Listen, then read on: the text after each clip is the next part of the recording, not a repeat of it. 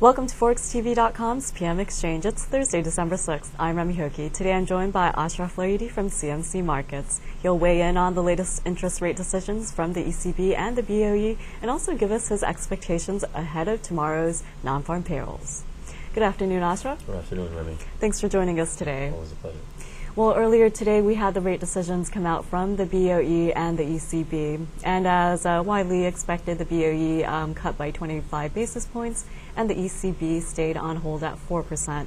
But if you could give us your take on Trichet's comments following the decision and also your outlook for both the central banks looking ahead. What Trichet said was really to enforce the hawkishness of the central bank, and it wasn't very different from what he said earlier the last time, which is basically saying that on the economic side, the risks, the balance of risk is clearly to the downside, and on meaning on the growth side, and on the inflation is clearly on the upside. And inflation is a big problem now. It's not 2.5, it's not 2.4, it's at 3%, and had there not been any problems right now with the credit market or just any signs of growth, slowdown, they would probably raise interest rates. So that is really the main reason that really sort of helped keep the euro from falling further below 146.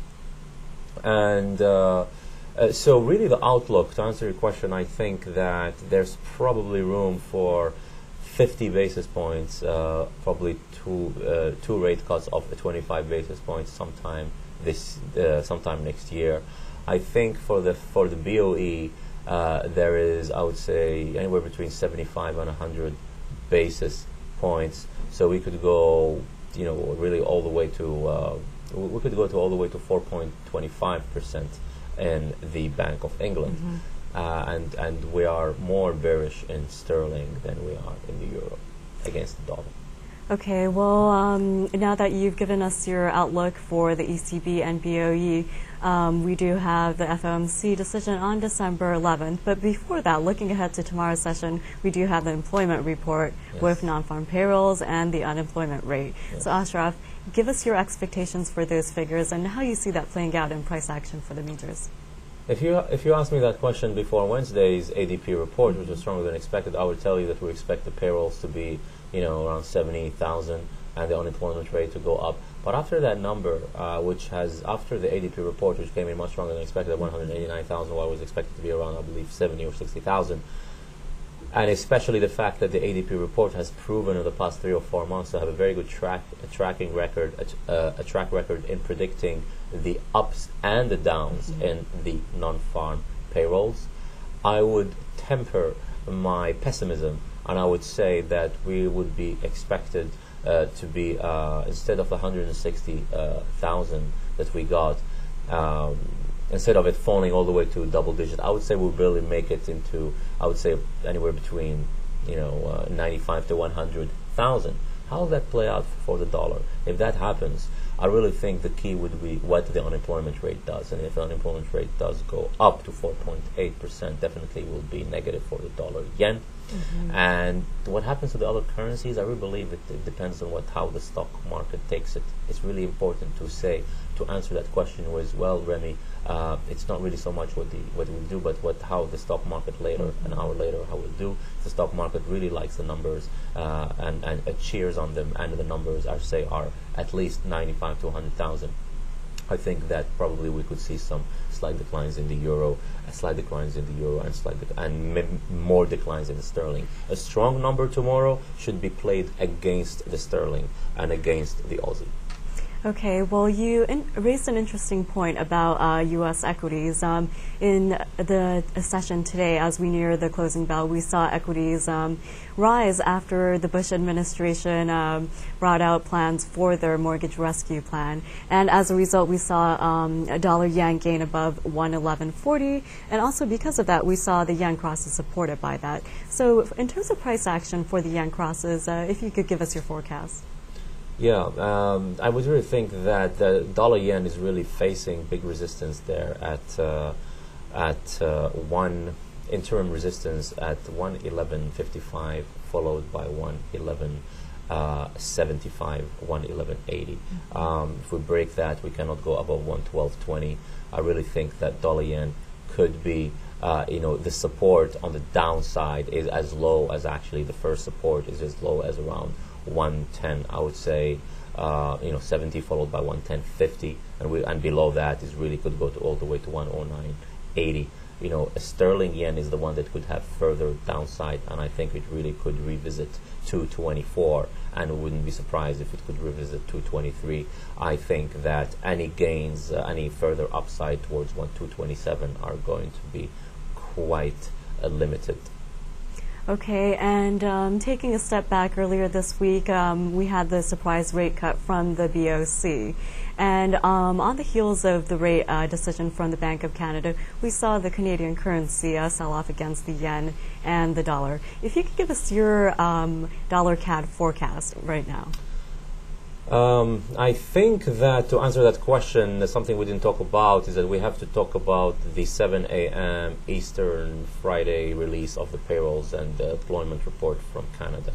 It is expected to go, I believe the unemployment rate is expected to go from 5.8 to 5.9, but the payrolls for Canada are expected to drop from the strong 60,000 to 10,000. If we don't go all the way down to 10,000, if we only go down to, let's say, 20, 30,000, you got to look at the unemployment rate. If the unemployment rate it really rises, and I think that would be negative for dollar Canada, which has actually fell today because the oil inventories actually helped oil and they helped the Canadian dollar and they weighed on dollar Canada.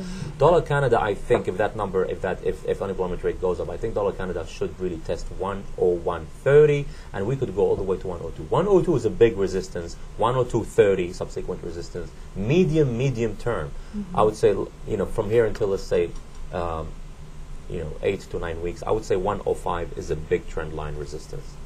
Okay, we just touched on one of the so-called commodity currencies of the Canadian dollar. So let's move on to the Aussie dollar. We had the rate decision from the RBA, and in today's session, Aussie dollar opened around 87.05 and has been rallying. And at the end of the New York session, we're around 87.75.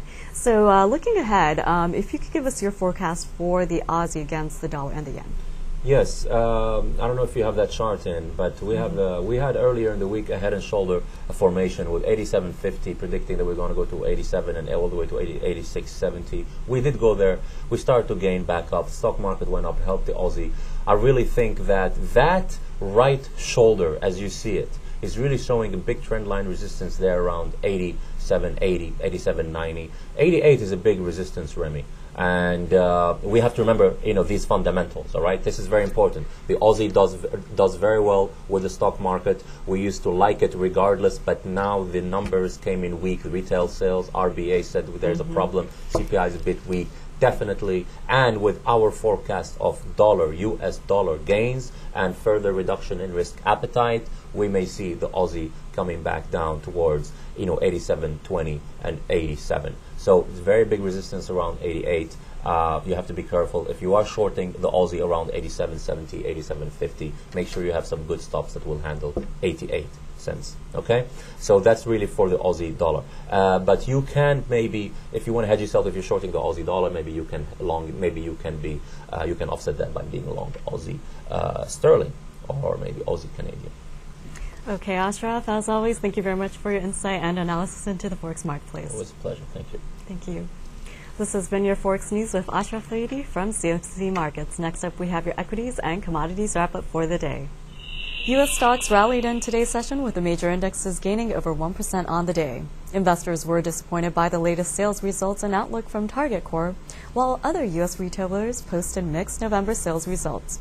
But Wall Street got a boost as President Bush announced a plan to freeze interest rates on subprime mortgages.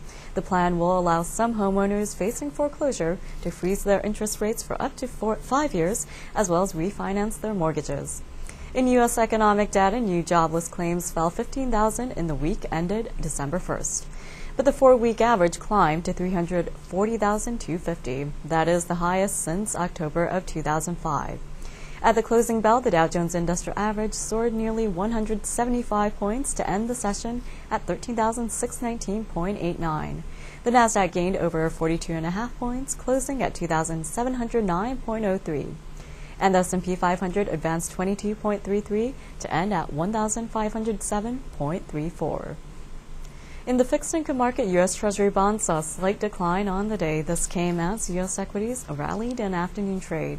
The benchmark 10-year Treasury note fell with the yield up at 4% from 3.95 late yesterday. The 30-year bond was down with the yield up at 4.48% from 4.44 yesterday. And the 2-year note fell with its yield up at 3%. And in energy, NYMEX crude oil futures ended up by 3.1%, closing out the session above $90 a barrel. This was a reversal from trading earlier as prices hit a low of $85.82 in electronic trading. January crude gained $2.74 to close at $90.23 a barrel on the NYMEX. Futures prices hit the highest closing level in almost 2 weeks, with support coming from the revision from OPEC's forecast for increased economic growth in China, as well as the decline in U.S. crude oil inventories. And other energy futures were up on the day, with January RBOB gas up 8.43 cents to $2.3013 a gallon. January heating oil gained 5.57 cents to $2.5450 a gallon. Meanwhile, nat gas futures rallied as the EIA report showed that gas inventories fell for the second straight week. U.S. natural gas supplies were down 88 BCF for the week ended November 30th. January nat gas futures climbed 14.5 cents or 2.1%, ending the session at $7.33 per million BTU. And in the metals complex, gold futures closed higher with increased demand on the day for the metal.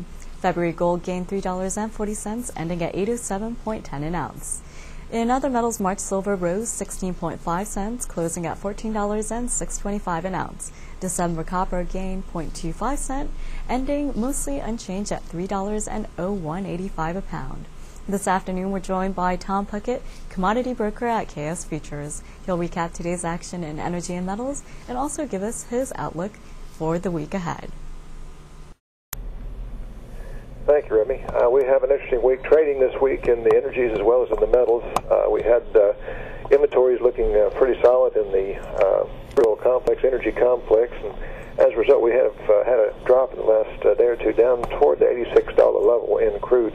Today's trade is around 90, up a couple of $50 or $3 up from where we were. But nevertheless, the discussion is out that maybe the rally, the big push on the oil prices may, in light of OPEC's discussions of having increases in production, may slide some prices down, may translate to lower consumer prices, etc. It also may tend to make the market a bit more fluid, a bit more liquid.